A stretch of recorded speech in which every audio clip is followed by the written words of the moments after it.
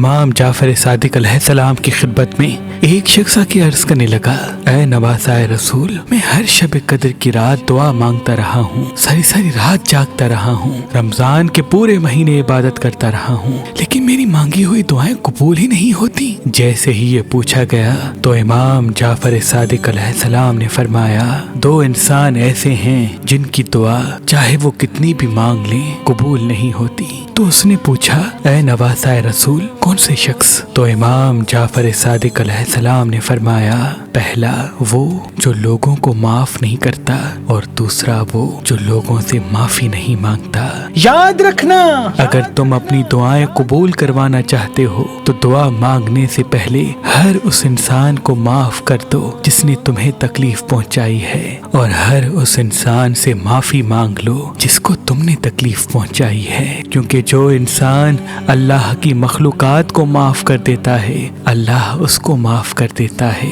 اور جو انسان کسی انسان سے اپنی غلطی کی معافی مانگتا ہے تو اللہ اس پہ اتنا کرم کرتا ہے کہ وہ اللہ کے قریب ہونے لگتا ہے، اس کی ساری دعائیں قبول ہونے لگتی ہیں، اور ہر پریشانی ختم ہو جاتی ہے، ہر پریشانی ختم ہو جاتی ہے۔